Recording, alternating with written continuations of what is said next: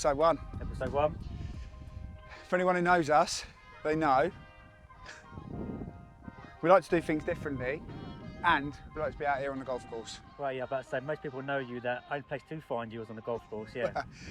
But so, what better place than to be here at Goodwood and to start doing a day in the life of?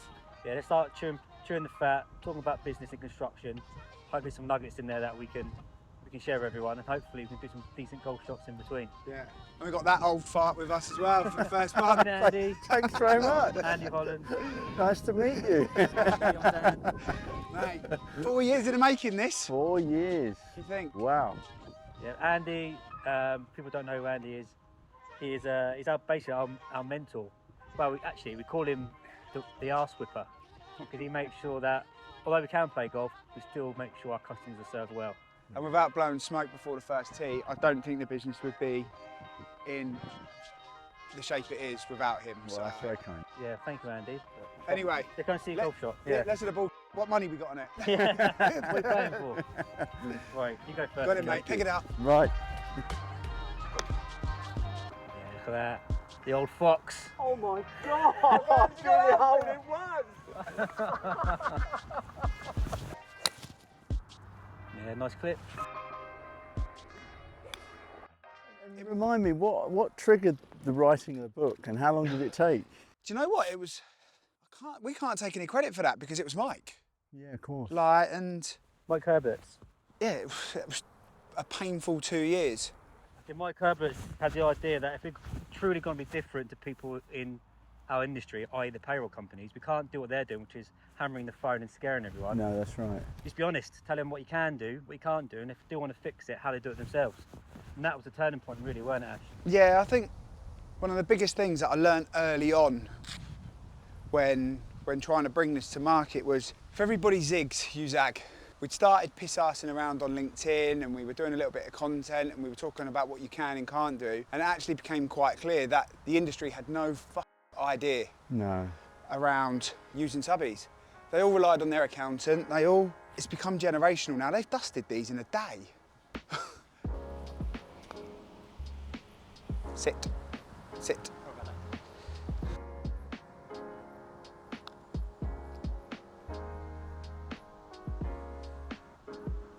Let Andy have a parmesan on hole 1. He's hopeful.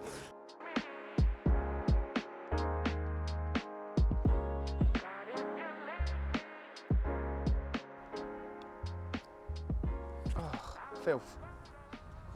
Pick up. Come then, Fox.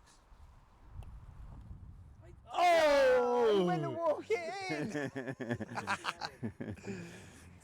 We're not here for the golf. We met Old the Bond old store. Yeah. I think that was bit of credit to 4 Liam. years October.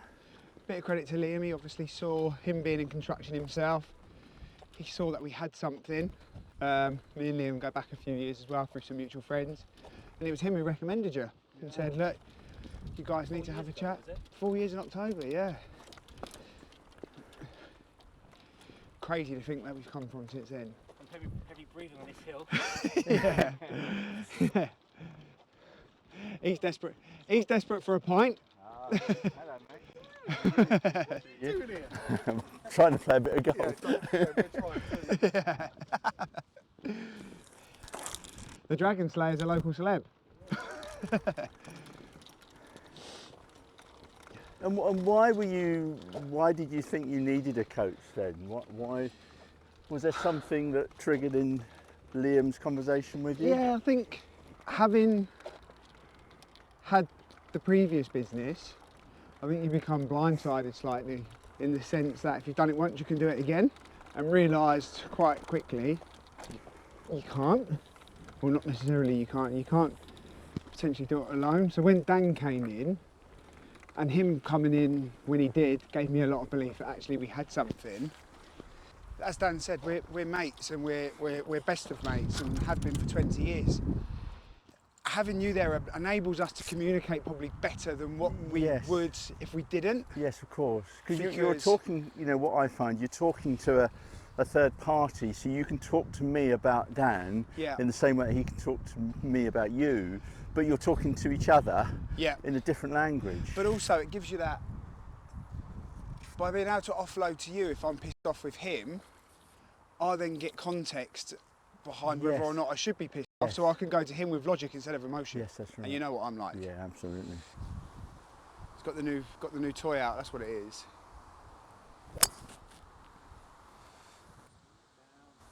Oh, that's towards the bunker.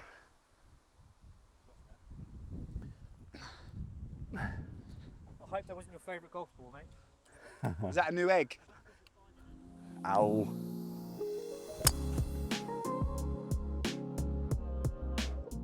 Well, it was after 15 years of banking and fed up with the corporate world. I met up with two other guys. One ran a sandwich shop, one was the sales and marketing director for Procter & Gamble. We saw an opportunity in water filtration. There was a lot of interest in trying to remove chlorine from tap water. And we saw a company in America that was selling plumbed-in drinking water dispensers to commercial offices in the States. Yeah. And they typically are about 5-8 years ahead of us in terms of technology. Yeah. So long story short, we started that business. We took 6 months planning it, called the UK Water Group, and we started it in February 1994, and we grew it within 7 years to 3 million turnover. We employed 53 staff, and we became the market leader in what we were doing, which was servicing, supplying plumbed-in drinking water dispensers. So that's interesting, right? And I suppose this is never a question I've asked you. And you know I'm a bit of an ideas guy, and I like to look at things differently. Why did you look at plumbed-in water? Yeah, well, exactly, because the whole of the market was dominated by plastic bottled water can. Yeah, but being a bank manager, how did you even see that? Good question. It was a mix of the three of us had different strengths. So we just saw that was the future. We could no longer see the way that bottles were going to be dominating our market in commercial marketplace. Right. And in America, they'd proven that the plumbed-in dispensers had overtaken bottled water significantly several years earlier than us. So we knew that was coming across the pond, and we were going to leverage that market. It's fascinating though, because this was pre-internet. Oh, absolutely was. Absolutely. Everything's fax machine. Fax machine. Showing your age there, mate. Fucking hell. So yeah, it was a hell of a journey. It was a very quick journey, and we always had in our mind an exit strategy. We changed accountants, and they said to us, "What's your exit strategy?" And we were three young lads like you, 31, something like that, and I had no idea what exit strategy meant. And we then thought, hang on, we've got something here. If the accountants think we've got something in the market, and we then brought in a coach, great shot, and yeah, we started to build that business with an exit plan in mind. And right 2 years in, Better have got that we on almost camera. went out, but 2 years in, we decided then to build it with an exit plan. And 5 years later, we sold it for 6.4 million quid. Good plan. Good plan. Right, you're up. Yeah, for that. The old fox. The dragon slayer. Look at that. He's the great guy shot. you want in the scramble.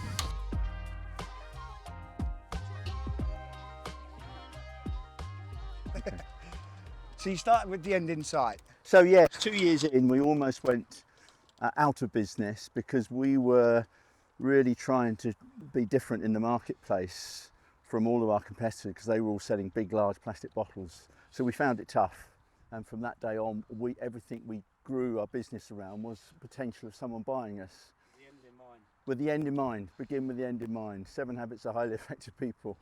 And 5 years later, we sold it for 6.4 million to PHS PLC, a FTSE 100 company. Yeah, but so like, we're talking 90s. Yeah, we're talking 2001 we sold it, so that's equivalent to about 13.5 million now. We sold it for. I suppose what interests me is the story around how you educated the market Yeah. at that time.